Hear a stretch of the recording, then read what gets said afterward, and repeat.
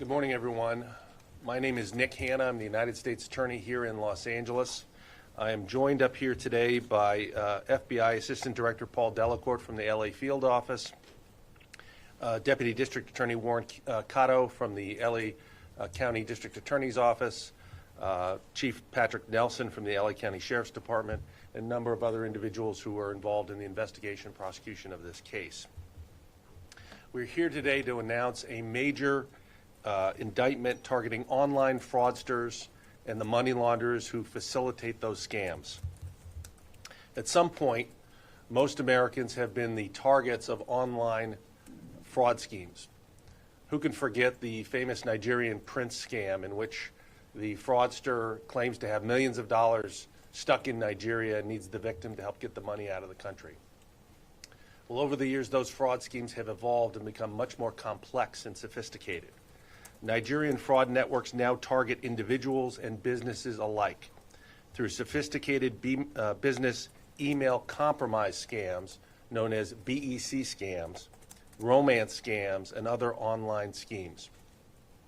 In the BEC scams, the fraudsters will often hack a company's email system, impersonate company personnel, and direct payments to bank accounts that funnel money back to the fraudsters in Nigeria.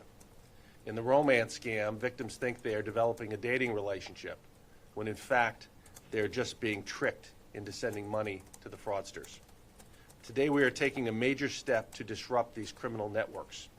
This morning, FBI agents, along with other federal and state law enforcement authorities, arrested a total of 14 defendants across the United States who are named in a sweeping fraud and money laundering case. Those arrested today, including 11 in the Los Angeles area, are among 80 defendants charged in a federal grand jury indictment that alleges millions of dollars were taken from victims through a variety of BEC scams, romance scams, and other online frauds. We believe this is one of the largest cases of its kind in U.S. history. As described in the 145-page indictment and the 135-page criminal complaint, which was unsealed this morning, BEC scammers used hacked email accounts to convince businesses or individuals to make payments that were either completely bogus or that should have been otherwise paid to legitimate companies. BEC scams, which include escrow scams, where hackers convince real estate purchasers to send down payments to bank accounts that they control, are having a significant economic toll on businesses across the country and ruin the lives of individuals. Romance scams prey on those seeking friendships and relationships, often duping the victims to make repeated and ever-escalating payments to the fraudsters they come to trust. In some cases, the victims in this case thought they were communicating with U.S. servicemen stationed overseas, when in fact they were emailing with con men. Some of the victims in this case lost hundreds of thousands of dollars in this way. And some of the victims of the romance scams and other online frauds were targeted specifically because they were elderly or otherwise vulnerable. In a few minutes, Assistant Director Delacourt will discuss these schemes and how to protect yourselves from online predators. I'll focus on the indictment that led to the arrests this morning. The indictment alleges 252 counts, some of which deal with specific fraud schemes that targeted businesses, others that targeted individuals on dating and social media platforms, and others that targeted the elderly. The common thread is that all of these schemes involve the internet to defraud victims. The indictment makes very specific allegations against these con artists, many of whom are based in Nigeria, intent on stealing money from victims. But just as important, the indictment also focuses on those responsible for enabling these fraud schemes. At the center of the indictment are operatives here in Los Angeles who facilitated the fraud schemes by opening U.S. bank accounts where victims were directed to deposit their money. And then these Los Angeles-based defendants laundered the stolen funds, delivering them to the scammers in Nigeria.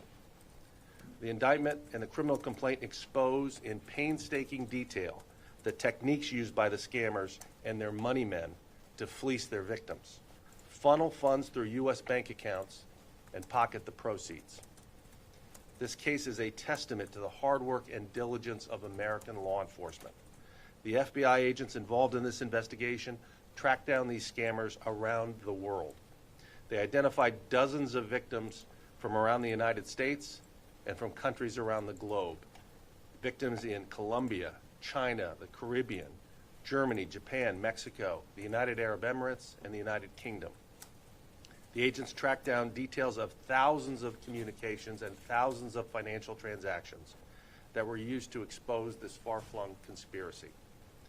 The indictment outlined schemes against more than 30 victims, about half of which are businesses and law firms, mainly operating in the U.S. There are more than 10 individual victims, including 8 who are older Americans who were targeted in romance scams and other get-rich-quick schemes.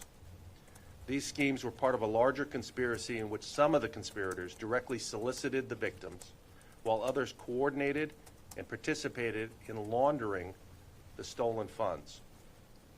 The indictment alleges that the LA-based group of money launderers received at least $6 million in stolen money, and the overall conspiracy attempted to steal another $40 million. The 2 lead defendants charged in the indictment orchestrated the money laundering scheme for numerous fraudsters. These money launderers had access to fraudulent bank accounts, some of which had been opened by so-called money mules. In some cases, they would establish a new account for a specific scheme targeting a particular company. The money launderers routinely went as far as registering fictitious business names with LA County so they could open bank accounts in the fictitious business names to receive money from their schemes. Once the scammers convinced their victims to transfer money to one of the fraudulent bank accounts, the money was sometimes quickly withdrawn in cash or in cashier's checks. In other cases, the money was quickly transferred to other bank accounts controlled by members of the conspiracy, who then attempted to withdraw the funds.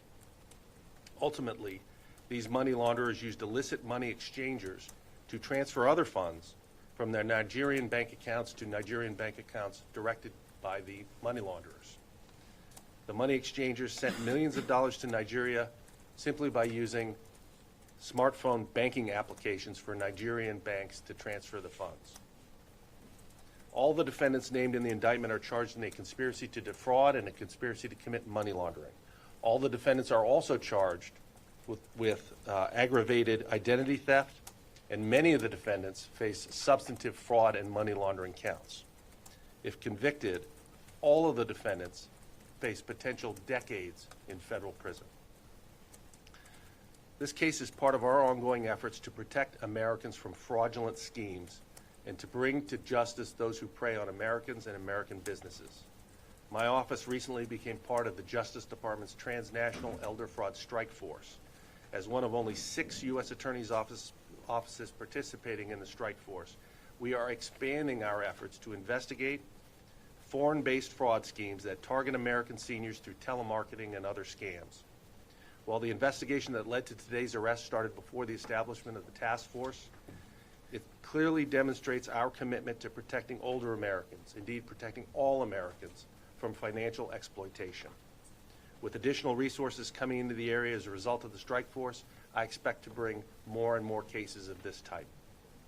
Thank you very much. At this time, I would like to introduce Assistant Director in Charge, Paul Delacourt. Thank you. Good morning. My name is Paul Delacourt, the Assistant Director in Charge of the FBI's Los Angeles Field Office. As part of the 252-count indictment described by the U.S. Attorney, FBI agents arrested 11 federal defendants in Los Angeles and another 3 around the country today. In total, some 80 defendants were charged, including many internationally. In the days ahead, we will be working with our foreign counterparts in 9 countries to apprehend 57 additional defendants. A majority of the local arrests were made early this morning, but 1 additional defendant was arrested on Sunday as he attempted to leave the country, and another was arrested last night. 2 were previously in custody on other unrelated charges. 3 subjects have also been arrested on state charges, and Deputy District Attorney Warren Keita will describe those shortly. We're looking for 2 fugitives here in Los Angeles and another 4 nationally, and we'll have that information available for you at the end of the press conference.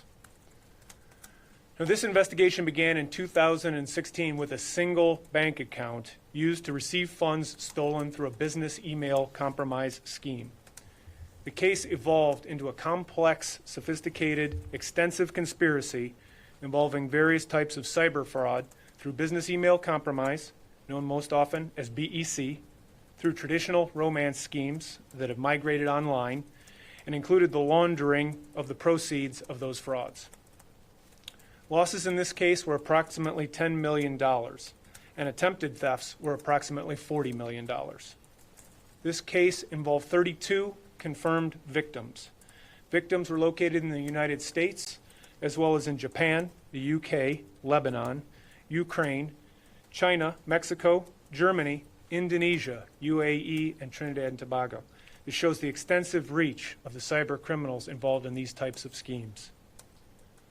And while we're here to announce the results of this investigation, I'd like to describe the impact these fraud schemes are increasingly having on Americans here and around the country.